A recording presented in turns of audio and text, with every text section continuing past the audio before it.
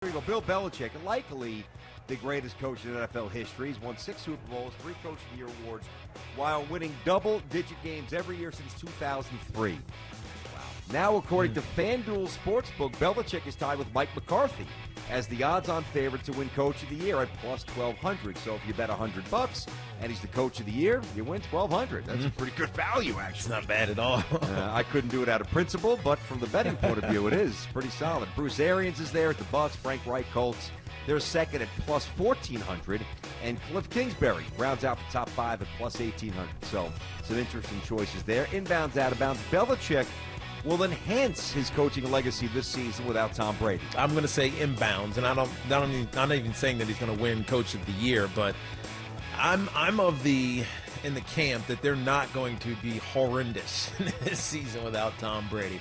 I think they're going to be a just above 500 team, 9-7, maybe sneak into the postseason, maybe not, but well, whatever. They're going to be 9-7 and hold it together. And hell, they might surprise us, which is going to tell us a lot about Coach Belichick as a leader and even how he manages a team that loses one of the great players ever in the history of the game. And if he does that, then I think it enhances his legacy. There's no way it's going down. The only way it can go is up, no matter what happens for him the rest of his career.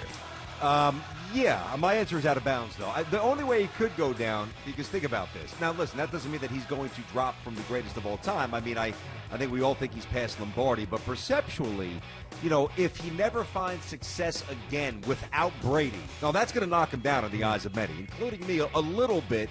He'll still be the best and incredibly revered, and rightfully so. But we're all waiting to see how he does without Tom Brady. My answer is out of bounds. I just don't think they've got the talent. I didn't think they were that good last year with Tom Brady. They lost some other pieces. You know, some defensive leaders that hurt. What if Tom Brady down in Tampa doesn't do well at all? Yeah, that's interesting too. Like, how does that change it? There's 2 pieces of the pie. There's no doubt of it, or 2 sides of the coin, I think. Yeah. At Seattle in week 2, you play the Raiders in week 3. You got to go to Kansas City in week 4. You know, I mean, you've got a relatively early bye, so that should help. But you got to play the 49ers then. Then you got to go to Buffalo in November. Weather probably won't be great there. I mean, you got to play the Ravens.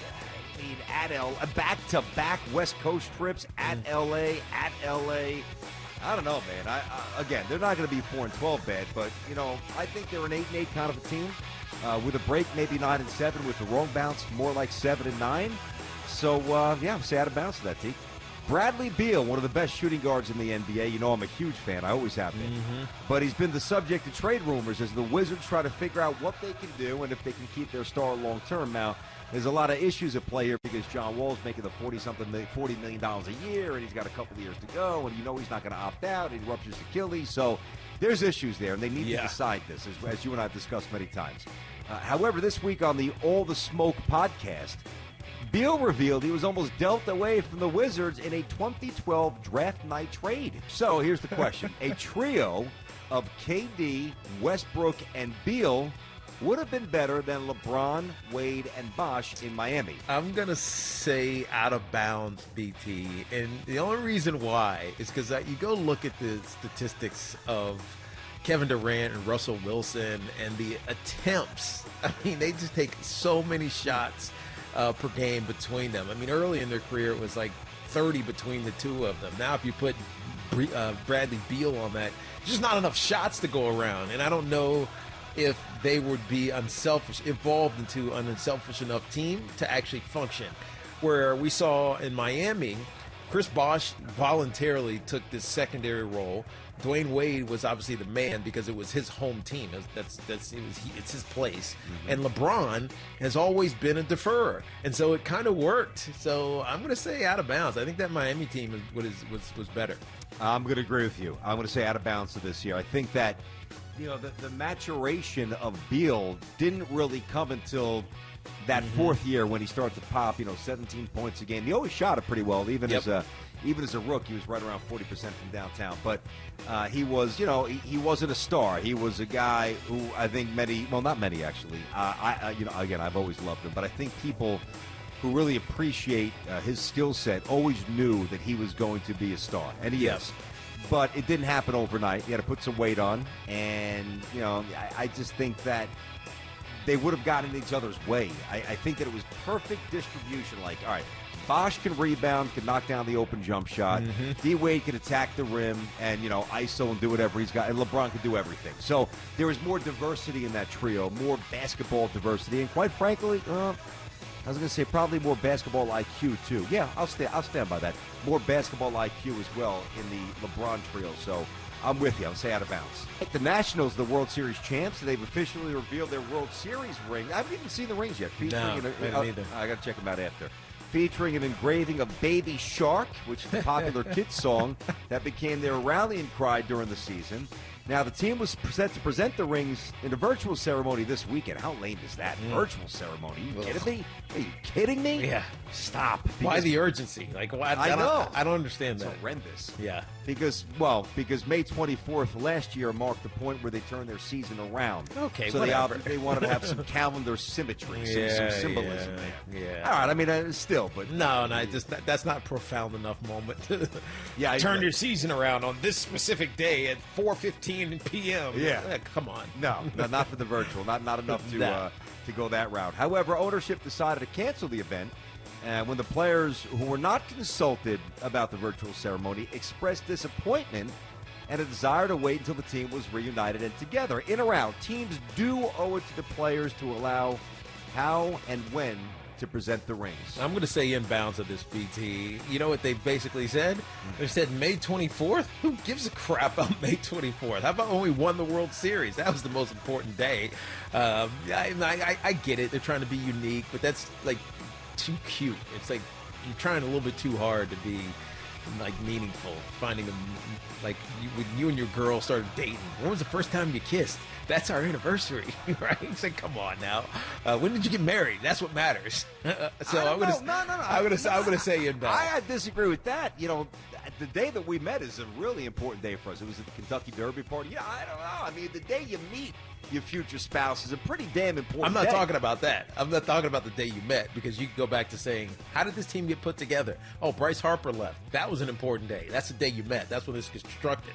You go like 3 months in, and you're like, oh, yeah, we kissed really meaningful for the first time. That was the date we're going to mark, and that's the date we're going to celebrate. It's like, come on. I got you. By the way, the ring is crafted from 14 karat. I'm looking at it. It's pretty sweet. 14 karat white and yellow gold, 30 rubies in honor of the team's 30 runs scored. It's 4 World Series wins. That's pretty sweet. Oh, that's cool. 58 diamonds, 32 sapphires. That's sweet. Yeah, I mean, of course, the answer is inbounds. Of course, they owe it to the team. I mean, I don't want to say management should have no say in this, because there's got to be a liaison of coordination to some degree. But it's the players' accomplishment. Absolutely. Yeah. They've got to feel good about it, and ownership needs to acquiesce to the point where they make sure the players feel good about it, and they have, to their credit. Good job. To Lance Armstrong, 7 straight Tour de France. Another event I could care less about. Couldn't care less about. Before having his title stripped for PED use. This week, ESPN aired a 2-part 30 for 30 on Lance. Did you see any of this yet or no? I saw a little bit of it. Saw the part when he was like 15, right when he first started racing, and he ran a triathlon, and he was almost won. I mean, at 15, he'd never done it before. It's kind of crazy. Against adults or against other kids? No, it was against adults. It was against like real triathletes. Wow, so I guess he didn't need the steroids, the doping. He ran like a 2:30 or so marathon. I didn't know. That doesn't surprise me, but I did not know that. I think it was Boston he ran in. Like, he's like a sick athlete. Yeah. First ever to win 7. Yep. As we know, I haven't seen a second of this. I've actually heard it's pretty decent, so I will check in on it at some point. But there were some interesting revelations. First, he admitted that he started doping back in '92, a good 5 years before most believe he started. Maybe a little too honest for the documentary there, Mr. Lance. Not helping yourself, Lance. Come on. Lance also said he can't rule out the possibility that his doping may have either caused or exacerbated his cancer diagnosis back in 1996, as we know, testicular cancer. So, despite the doping allegations and his behavior after being accused, Armstrong is no longer a hated sports figure. In or out? I'm going to say inbounds. He's not a hated sports figure anymore, BT, mainly because of what you said right when you started this question. Not that many people care about the Tour de France. I mean, some people do. When an American is winning, that was the only time I cared about it. When Lance Armstrong was dominating, That's the only time I cared about the Tour de France. And now, when they had the 6 spills and everybody went flying. Yeah, exactly. But that's a highlight thing. You're That's not what I'm watching. saying. That's you're what not, I cared about. But you're not watching it to like, this is the turn they're going to fall on. Oh, no, they survived it. Right? No, he didn't care. So Look at how he hits the pedals. Joe Tessitore here in the French Alps. That's all I'm going to say inbounds. He's not hated because I don't know if people care that much any longer. I'm going to say inbounds. I think that, contrition is a very great thing, and most people are receptive to it. But I would say, and this is a guess, I think it's the thawing of emotion is more prevalent here. I would think that in France and internationally, where cycling is bigger. Huge. Yeah, I agree. It's kind of like Barry Bonds. I agreed, 100%. You know what I mean? So I think 100%. it depends where you are. Where it's a major sport, they still hate him, and they always will. Yeah.